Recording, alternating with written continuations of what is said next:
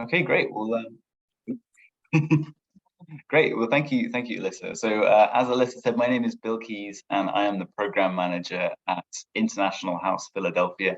I'll talk a little bit about International House in a second, but about me, I've worked with international students, so students from around the world who call Philadelphia home for the better part of 10 years now. So it's my bread and butter, as they say. And I'm excited to join you today. So thank you to Nationalities Service Center and Alyssa specifically for inviting me to speak. And Alyssa, thanks for collaborating on this session. Just for everyone's information, and if you're watching the recording, I'm going to send these slides to Alyssa afterwards so she can share them with anyone who's interested. All of the links should work, so I've included links on various pages in case anything is something you want to explore more. The session in general is intended as kind of a broad overview, so I'm not going to go into huge detail on any of the areas, but I can try to answer questions about things at the end if we have some time. Okay, so International House Philadelphia, what are we about? So our organization has basically supported international students and scholars, so students and scholars from around the globe who come to Philadelphia for more than 100 years in different ways. Currently, we offer social events to help students and scholars to succeed and to meet others and explore the city, as well as programs and resources for success during studies and after into employment. So that's a little bit about us. There's some pictures of our events and activities here. Over summer, we've done some fun social events like hiking and exploring Old City Philadelphia. And we occasionally do larger scale events too that are open to anyone who is a student across Philadelphia. So if you find yourself in the classroom and you're like, I'd love to meet some other students and get to know more about the city, please feel free to join our events. I will have some information on how you can follow us at the end of this session. Okay, so I'll dive into the presentation. So obviously, when you're coming to the US and you're looking at what the options are, there is a lot that bombards you, lots of different expressions and new jargon about colleges and universities and schools and what the different options are. So I'm going to try and break them down into some simple steps. So school is how Americans refer to basically any kind of education or training after high school. So college is people refer to as school, university people refer to as school, and then there are also trade schools. So in a trade school, you learn skills for a job. Quite often this will be learning in a practical way, so you'll do the thing you plan to do as your career while you're learning about it. And I'll talk in some more detail about that after. And then a community college is a little bit different from a college and university. At a community college, you can get an associate's degree, which is a 2-year degree, or you can prepare to transfer to a bachelor's degree. And then a college and university, I think most people are familiar with the idea of a bachelor's degree or going on for a master's or PhD, a higher level degree. So a bit more detail on trade schools. Again, this is a school or an institution where you are learning skills for a very specific job. So there are some examples here, but there are many, many more things that people go to trade school for. Some are very hands-on things like these, carpentry, welding, car repair. Some are more computer-based, like information technology roles, IT support. And then there are also healthcare jobs that you can go to trade school for. So a general trade school diploma takes about 6 to 18 months to earn. And at the end, you might be ready to take some kind of professional licensure. The trade school might help you into employment, or they might place you with an employer during your training, who might then offer you a job afterwards. So in terms of an amount of time to be training, this is on the shorter end. I've got some links to local trade schools here that you are welcome to look at when you get these slides. Moving on to community college. Generally speaking, a community college associate's degree takes 2 years to earn. Associate's degrees are not the only things that community colleges offer. A lot of students choose to start at a community college because, and this is very key, you can prepare to transfer to a bachelor's degree at a college or university if you start at community college. And tuition at a community college, so the cost you pay for your studies, is generally much cheaper than you would pay at a larger university or college. And I will talk about that a little bit more in a few minutes. Here are some examples of things that you can study at a community college. Again, these are just a very small selection, but there are many, many different types of programs that community colleges offer. A lot of people go into healthcare starting in community college because you can get an associate's degree in nursing, which enables you to get the licensure you need to be a registered nurse. There are all kinds of other options though. So if you get an associate's degree, that will give you a diploma, a degree. If you are in a college transfer program, that is slightly different. You do coursework that is kind of put together and built so that you will transfer then and complete a bachelor's degree. So if I go to the next slide here, if you are interested in this path and you get these slides, there's a whole list of transfer agreements or course equivalencies at this link here. So you can see what different options there are for transferring from a community college to a 4-year bachelor's degree. So here are the local community colleges. It's a good idea to look at the community college in the county that you live in. So if you're in Philadelphia, looking at CCP, which is the Community College of Philadelphia, is a good idea because you get the cheapest tuition fee rates in the county you live in. And again, I'll talk a bit more about that in a couple of minutes. Okay, so on to colleges or universities. There's not a huge amount of difference between a college and a university when it comes to the degrees you will earn. The difference is just in the sense that a university is a group of 3 colleges or more, and a college generally is just 1 or 2 affiliated institutions. So at a college, you can obviously get a bachelor's degree or get a master's or PhD. In the USA, a bachelor's degree takes 4 years. So it's usually a year longer than most other countries to get a bachelor's degree in the USA. And it's why it's a great idea, again, to explore the idea of transferring from community college because you can take your first 2 years for many degrees at a community college and then complete them at a main college or university. So here is a broad list of colleges and universities in and around Philadelphia. There's a huge number of them covering a lot of different types of studies, lots of different sizes. So if you're interested in studying at the bachelor's or master's or PhD level, obviously there's a lot of Googling you can do, but there is a wealth of there are a wealth of institutions around in the area. So it can be quite hard to find the right school, the right community college or the right trade school or the right university for you. And searching can really take up a lot of time. So there are some websites that can help you to narrow your search and save you some time. One is College Scorecard, which gives a very brief snapshot, an overview of different colleges or universities and the programs they offer, the size of the college. And College Search is similar. So you can use this to search by your program of interest or your location of interest. And these sites generally provide information on academic programs, tuition costs, student demographics, so kind of where students are from, and then also helpfully College Scorecard shows the average salaries after graduation for graduates of a specific school. So it's helpful to use these tools to help you find where you want to go to study. Okay, the application process. How do I start? It can be difficult to know how early you should start and what materials you'll need. So I'll try to briefly go over that for each type of school. So let's start with the minimum requirements.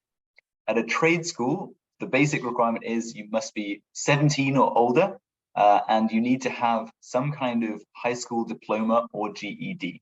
And the GED is the exam you can take in America if you did not finish high school. So people often go back as adults to take a GED test, which gives them the equivalent of a high school completion diploma.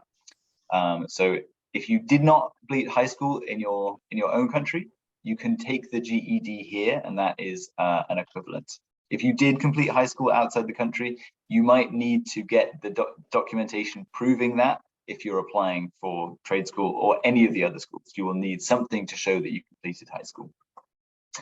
For an associate's degree, so that 2-year degree you can take at a community college, generally you need to be 18 or older.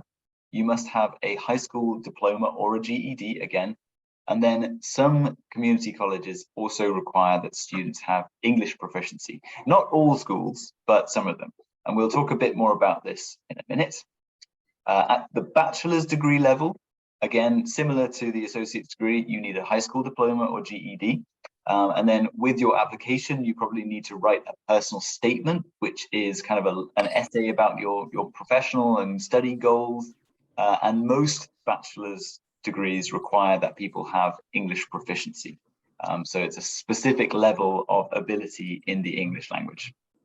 Bachelor's degrees may also require that you have certain grades that you got in different subjects. Like if you want to study physics for a bachelor's degree, you may need to show that you have some skills that you attained in physics in the high school level, for example. And then for people who are studying in a master's or who intend to study in a master's or PhD degree, you usually need at least a bachelor's degree. You would need what's called a transcript evaluation of all former degrees. So a transcript evaluation basically is a service that takes a degree earned outside the USA. Let's say you went to university in the Ukraine and you earned your degree there. You will need to send your degree from Ukraine to a transcript evaluation service. They will look through it and assess it and compare it to a US degree. And then they will give you a certificate that says, this degree is the same as this level in the USA. At the master's or PhD level, you almost always need to write a personal statement also, so that essay about yourself and your goals. You will generally need to show English proficiency, and usually you need to submit a resume as well. And something I haven't included here, but usually is required, is also recommendation letters. This is true at the bachelor's level as well. So if you're applying for one of these types of degree, you might want to ask people from either that you know here, who know you who know you well enough to speak to your knowledge and skills and ambitions, to write you a letter, or someone from home, if you can get that letter translated. So when you're preparing for the application process, there are a lot of things you have to take into account as well. When you're comparing programs, you have to think about how much they'll cost, how long they will take, where you want to study, where the programs will take you after you graduate. That's kind of key. It's very important to think about the next step after when you're going into studies and make sure that it's a good investment of your time and quite often money. And then if there are any gaps in your application materials, so for example, if you need to get the GED, that high school diploma equivalent, or if you are applying for a degree in mathematics, but there's a whole area of mathematics that you're rusty on or you need some extra work, it's a good idea to start brushing up those skills early. So for GED, if you need to earn your GED for trade school or community college, or even for a bachelor's degree, there are free resources to help you prepare for the GED. There are some links here. Khan Academy is something I recommend to anyone who's going back into studying, because they have resources at different levels on all of the different subjects taught in the US curriculum. So this is helpful for GED preparation, but also if you're just planning to study and you need to brush up to improve your skills. Something else that can help you, especially if you're applying for master's programs and maybe you have not worked in that field for a while, or you took a degree at the undergraduate level several years ago, there are free programs through Coursera and edX, which can earn you a certificate. I've seen students earn Coursera certificates, edX certificates, put them on applications for university, for master's programs, and they are helpful in showing that you are committed to a program of study and a field of study, and that you have the skills to back it up as well. So it's good to explore these options as well, especially if you're thinking about higher degree levels, so master's or PhD. Then another really important thing to do when you're exploring and preparing for application is to ask as many questions of the school or the college you're looking at as possible. So for example, things that can be really helpful when you're planning your life, maybe thinking about how much money you'll have to spend or how much time you'll have to spend away from home if you have a family, is how many classes can be taken online. In the USA, online learning, especially since the COVID-19 pandemic, is perceived very differently to how it has been in the past. I think today an online degree is recognized the same almost as an in-person degree. So if you can take a lot of your classes online, it can save you a lot of stress trying to get to class back. Another question that can be quite important is the program accredited? This is especially true for trade schools, because there are some trade schools out there that are not accredited. Accreditation or accrediting means the program is officially recognized by the US Department of Education. And accreditation comes in when financial aid considerations are taken into account as well. So if you're trying to apply for help to pay for your studies, usually the program must be accredited. And usually a university or college or school's website will say this, but if it doesn't make it clear, you should ask. Another obvious question is what scholarships are available. There are many different types of scholarships that schools can offer, and one that is open to everyone is called a merit scholarship, and that basically is a scholarship based on your ability or your experience. So if you have good grades in high school, or if you have a really good application, you might get a merit scholarship that helps you pay for classes. Another good question is, how does the school help students to find employment after graduation? Some schools are really active in this area because they know that this is a key way of showing success, but some schools do not help students very much. So it's a good question to ask, especially if you're in a, let's say, a trade school or a community college and you want to go directly from studying into your job. Then the last question, and I'll talk about this more in a second, is proof of English proficiency required? And if so, what is it? Because there are some costs involved with proving your level of English. So we'll go into this next. A lot of schools do require that you prove your level of English language if it is not your first language. So some schools will require that students submit a test score that could be a TOEFL or IELTS test. And these, as you can see, are quite expensive. So the TOEFL score is, $110 to take the test. IELTS is $250 to take the test. If you do need to take one of these tests, of course, you want to make sure you're very prepared going in, because students in the past have wasted money going into a test, not being prepared, and then they need to take it again to get a higher level in order to be accepted. So these are good questions to ask. Do I need a TOEFL or IELTS? Some schools now accept what's called the Duolingo test, which is great because it's much cheaper than the TOEFL or IELTS score. And then some schools also, especially community colleges, offer testing at the school for English. So sometimes there's no cost, sometimes they will charge a cost for this. But it's good to ask about this when you're applying. Reach out to the admissions team, they can advise you. All right, let's talk about financial aid. This is very important for anyone trying to make a decision about their studies in the US. So financial aid for your studies. There are 4 different things that traditionally make up financial aid: grants, scholarships, work-study jobs, and loans.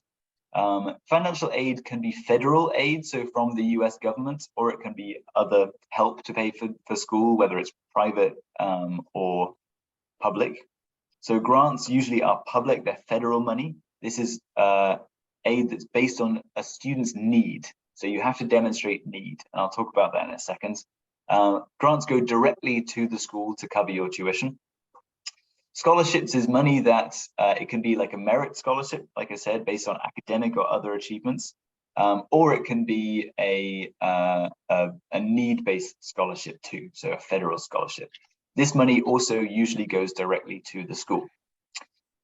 Work-study jobs are a little bit different. So there is federal money from the government that helps students to earn a little bit of money to help them during their studies for a job on the school's campus. So this money will go to the student if you have a work-study fund. And this is determined also by your level of financial need. And then lastly, loans. So loans can be private or government sponsored. It is money that you borrow to pay for college or for trade school. And you do eventually have to pay the money back. And the money has interest, so it means a percentage that grows over years. And it's important to think carefully about how much you need for loans, because a lot of people can be paying off debt for a long, long time. And loans, if you take them out for tuition, they will go directly to the school. All right, so let's talk about federal financial aid and what that means. So federal aid, again, it's money from the government, but you have to show that what you need by applying for it. So if you're eligible for financial aid, then you can get it for most accredited programs which are longer than 15 weeks. So this can be true for trade schools, for community colleges, for bachelor's degrees, and for many graduate programs as well, actually.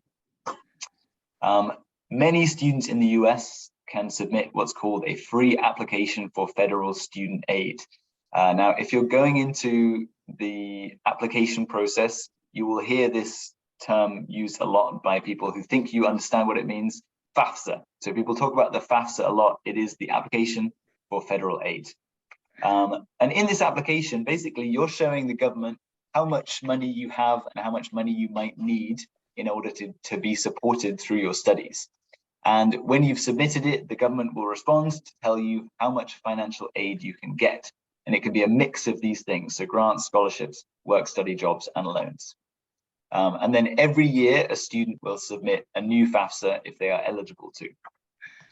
Okay, so let's talk about eligibility. So anyone can submit a FAFSA if they are already in refugee or asylee status, or in another essentially permanent resident sort of status or system. The basic requirements are that you need a social security number and an alien registration number, and you will need to prove your status as a refugee or asylee using these travel documents. These forms or travel documents. And then in terms of other supporting documentation, you will need something to show what your financial means are. So this means if you have savings, if you have an income from anywhere, you will need to demonstrate this as well, because they are trying to decide how much does this person need us to help them. If you're not yet eligible to apply for federal, so government financial aid, then you can pay for studies on your own, but it can be very expensive to do that. So there's a couple of different options. You can start by studying part-time in your chosen program. You can do one class a semester. It will be a lot cheaper. It will take longer, but it will be cheaper than doing it all together. You can take extra time to really make your plans complete for what you want to do and where you want to study. And then a third option, which I haven't written here, but it's something you can think about if it's an option for you, is you can take out private loans if you have someone in the US who is willing to co-sign the loan with you. So it must be someone who you know who is a US citizen or permanent resident, and they are willing to sign their name on your loan application. But just remember with private loans that you will have to pay that money back, and it can be quite expensive to pay the interest. So it's helpful, as I said, to know a little bit about the costs of studying, because it can be very expensive in the USA. Students pay at the start of every semester for the classes they will take in that semester. So if you take one class in a semester, you might spend $1,000 to $3,000, depending on how much the class costs. So for example, I took a class at Community College of Philadelphia back in the spring. It was a 4 credit class, and it was just over $1,000 for 4 credits for, you know, the whole semester. And that is on the cheaper end of the spectrum. So at a college or university, a 4-year college for a bachelor's degree, tuition will be more expensive. So if you are eligible for federal financial aid, this cost can be helped through grants, scholarships, and loans. But if you're not eligible for that aid yet, then you need to pay the costs yourself. So here are some examples of tuition at different levels. At the associate's level, the whole cost of a program that is 60 credits is about $9,540 for a Philadelphia resident. And you can see that it goes up if you're not a Philadelphia resident, or if you're not from, or if you don't live in the state of Pennsylvania. So this is why it's really key, if you're thinking about community college, to focus on the community college that is in your county. Or if you find a program you love completely, then you could think about going and living in the county that the program is based in, because it can save you a lot over the course of the time.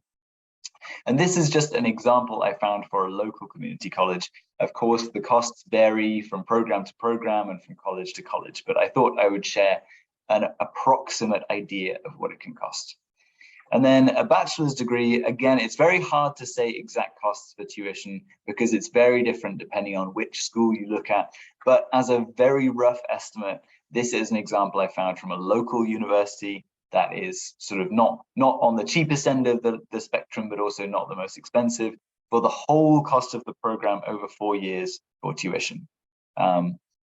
And there is a difference between in-state and out-of-state. So if you live in Pennsylvania and have lived in Pennsylvania for a certain amount of time, I can't remember how long it is, but you should look it up, then the cost is very, very different.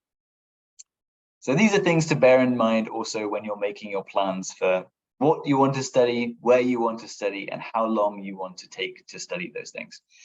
It is very hard, unfortunately, to find a general idea of cost for master's degrees or PhDs. Some master's degrees and PhDs will have no cost because they will pay for your studies, especially if you're in a research program. They might give you a stipend even, so you're earning money while you do research. Some programs will not, and you will need to pay tuition as well. So it's good to look at what options there are out there. If you are at the PhD level, it's good to compare programs and see which programs might be able to pay you money as well as cover the cost of your tuition. I should mention, I think I mentioned already that you can get federal aid for trade schools. And again, similar to this, the cost of trade school programs varies greatly. So it's good to look at their websites, ask admissions counselors what the costs are for studying. So I've listed out some resources here. There's some links, especially for folks who are in refugee or asylee status, or who will be at some stage, on how you apply for federal aid, what federal aid is. Here's a link to how you actually get the ID you need in order to start the process. And then there are some step-by-step guides about the process here as well. So these are helpful links if you get to this point.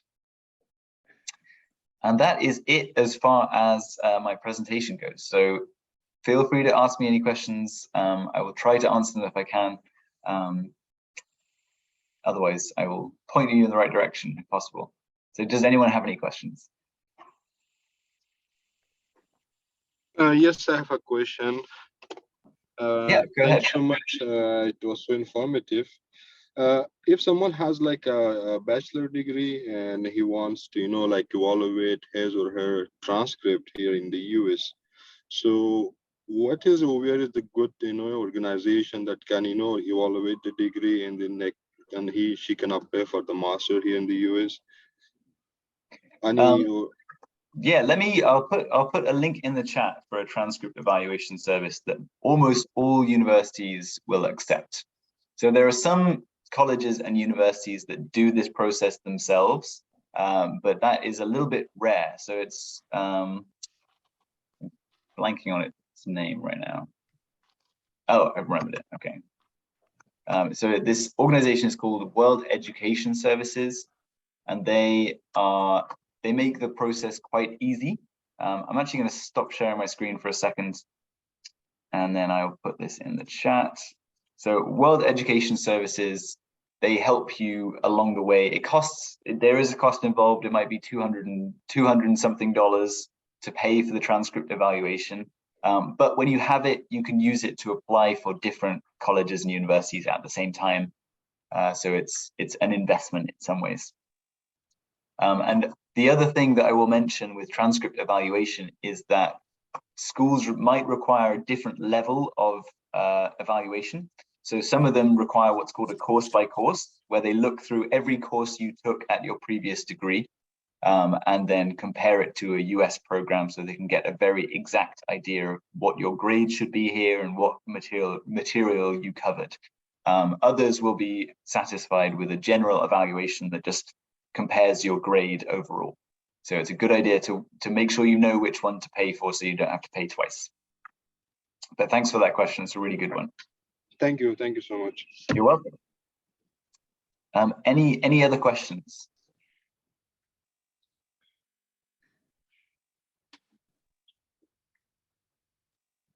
And I will also mention, if you want, you are welcome to reach out to me via email. I'll put my email in the chat here too, because even if you have a question that I can't answer via email, I can probably find the information or find someone who can help you via email.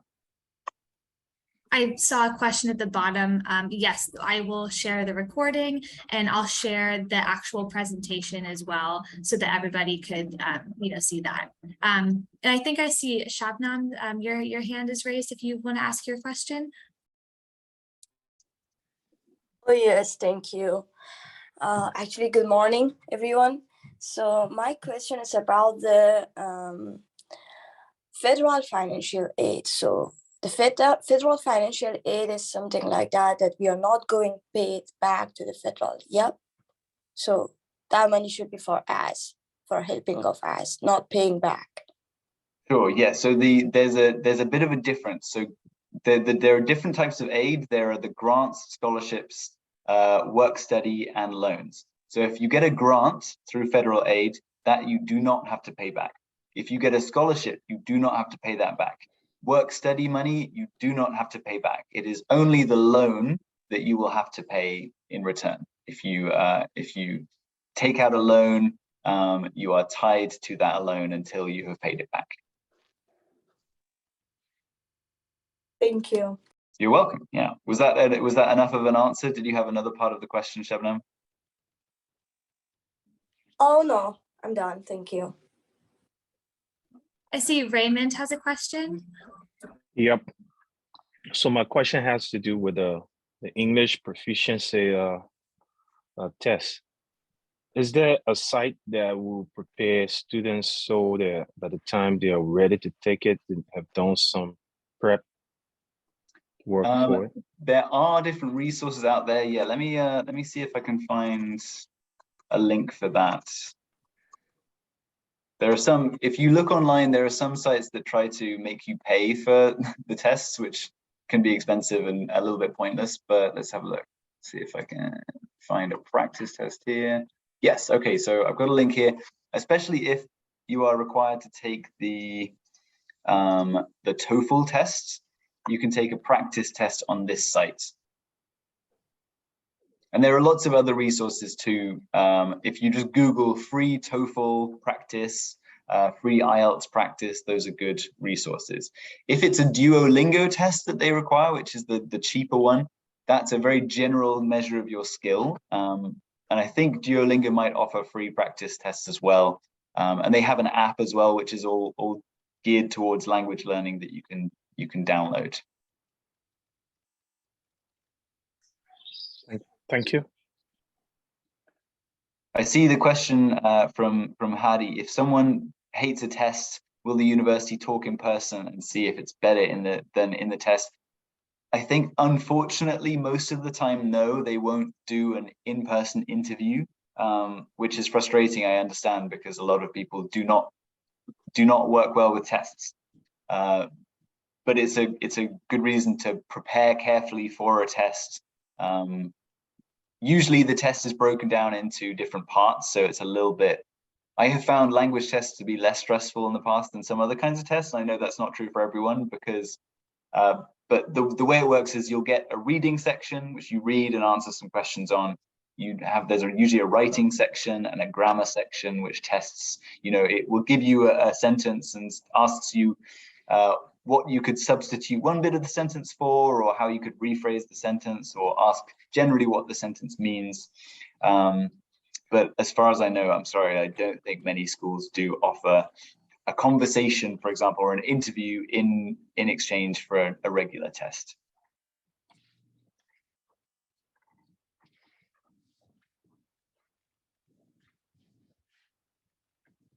just while, if anyone has any questions, you're welcome to keep asking. I will mention though, I put this slide up because we have a mailing list for people who are students or planning to study, who are from, you know, around the world in Philadelphia. We also have this Discord community if you want to connect to other people who are students in the Philadelphia area. I will mention just quickly that the Discord community does require that you have a student email address from a school in Philadelphia. So if you're not a student yet, you might have to wait until you are before you can join the Discord, but you are welcome to join our mailing list anytime. And please do, if you have Instagram, follow us on Instagram. But I can look at questions again now. So I see someone asked, oh, the cheapest master's degree in Pennsylvania. That's a big question. I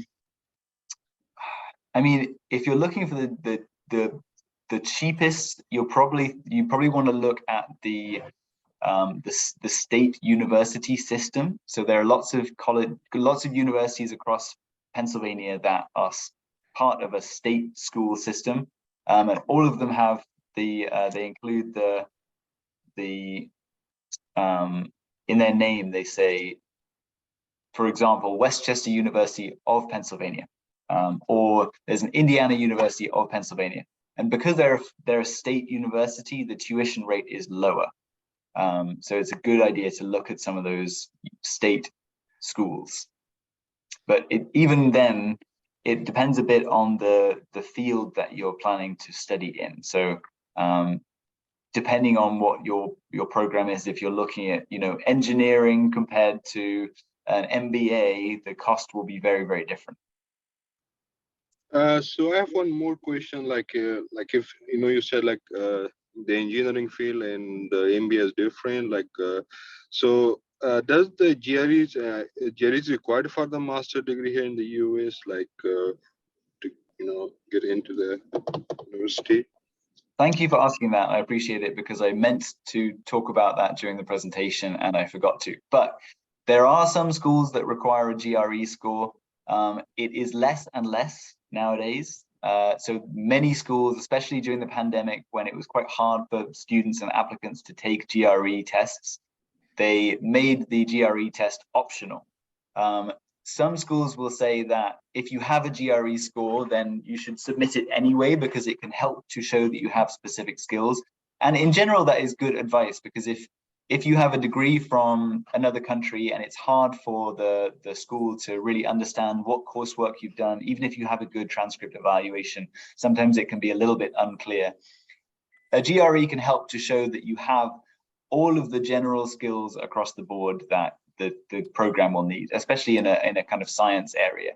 But that being said, I think if you have a strong resume, so if you have professional experience in a field, in the field of your studies, if you have a degree that is specifically in that field from a university outside the USA, I think you should be fine without a GRE, unless the university specifically says you must have one.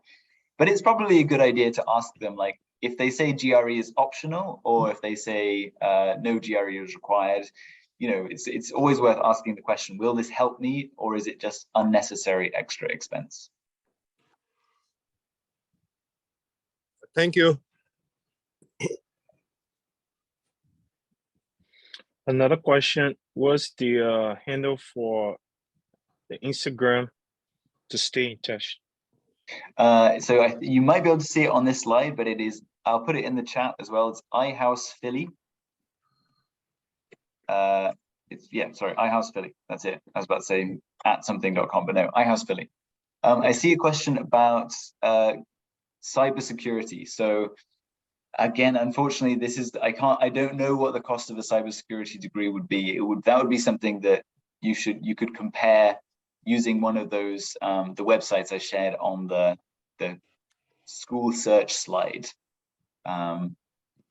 And there are a lot of websites out there too. There's a website called masterstudies.com that you can, it helps you filter down to what degrees in cybersecurity are available. And then when you're looking at those, you can look at the tuition cost as well. Someone's asked about the master's degrees and MBA programs. There are lots and lots of MBA programs in and around Philadelphia. I think, again, the key thing is just to do some Googling. And if you can't find the tuition cost very quickly, then it's always a good idea to just find the admission person's email or the general admission email and write a message saying, how much does this program cost? Because sometimes schools can try and hide the true cost of tuition in their websites. So it's always worth just asking. And with an MBA, I will say also, it's a good idea to think about what specific skills you want to learn in the MBA, or if there is a special type of MBA you want to pursue. A lot of universities and colleges have very specific types of MBA. So for example, at St. Joe's University, they have an MBA that is specifically in pharmaceutical and healthcare business. So if that's not your interest, then you do not want to be in that program. But if you want a career in that field, then it's definitely a good idea. And similarly, some schools have MBAs focused on international business. It really depends on what your study goals are. There are still a couple of hands up. Shabnam, is your hand up again? Oh, yes. Actually, I have one more question about this. So my niece had a high school degree, so not a college degree. And he applied for enlisting college, but unfortunately, they rejected his documents from high school. What's the way of solution? So what should we do? How can I help him? So was it a high school outside the US or a high school in the US? No, a high school outside the US, like foreign, like from Afghanistan. Yeah. Was he able to submit a transcript evaluation for the high school or no? I am not pretty sure, but he told me that I did all of the documents and they rejected all of my documents. Oh. So I'm a little bit confused about this. So something that especially with transcript evaluations, I know there is one of the difficulties is that sometimes the transcript evaluation company has to contact the school in Afghanistan, for example, and ask the school for certain supporting documentation. And quite often the school is not very communicative, so that might be an issue. I suppose the solution, if he really cannot get the transcript from his school, if that's the weak point in the application, is to take a GED test here in the US and earn his high school diploma here that way, without going back to high school. Now that would take us some extra time, of course, so that's why it's probably a good idea to really find out what the reason for the application being denied was before moving forward. But maybe it was an issue with that one college or university. They do deny students for a bunch of reasons. So if he's looking around, he could try applying somewhere else as well. Oh, thank you. Okay, that's great. Yeah, good luck.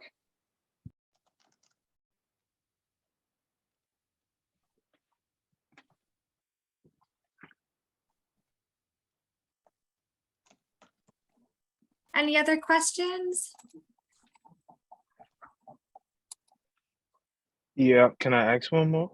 Sure. Yeah. Okay, so I saw that you had like 30 credit hours for masters. Does that go for every program or is it just an average? I think that's the minimum number of credits. So I know that there are some, an MBA program I looked at recently had 40 credits to complete. Some will have longer if they have more and more coursework. I think a lot of programs that require you, if you're interested in like the research fields or science, technology, engineering, math programs, some of those programs will have a smaller credit count because there will be lots of research involved, which has a lower credit load, I think. But it's a good idea to compare this. If you look at a college's or a university's catalog, which is where they list out all of the courses in a program, this is a great way to figure out how many credits are required to complete one.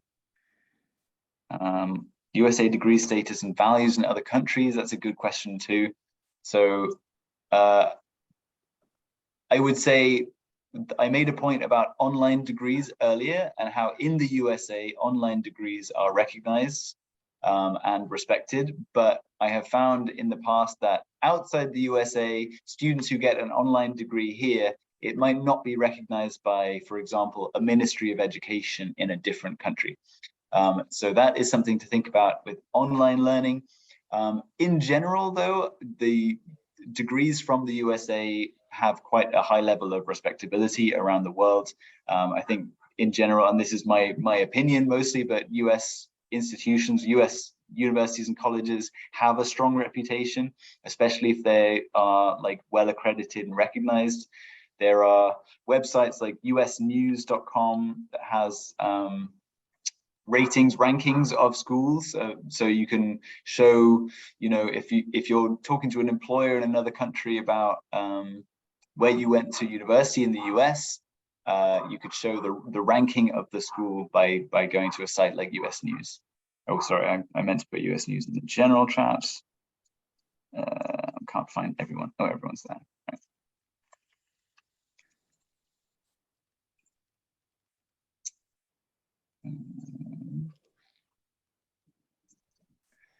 Well, thanks everyone for all the great questions. And thank you, Bill, for just a wonderful presentation. I think that there is some very, very useful information in there. So I'll make sure to send out the actual recording of the session and the presentation as well. I'll send them out in an email to everybody, so we can make sure that if you want to go back and look at something, that you're able to do that.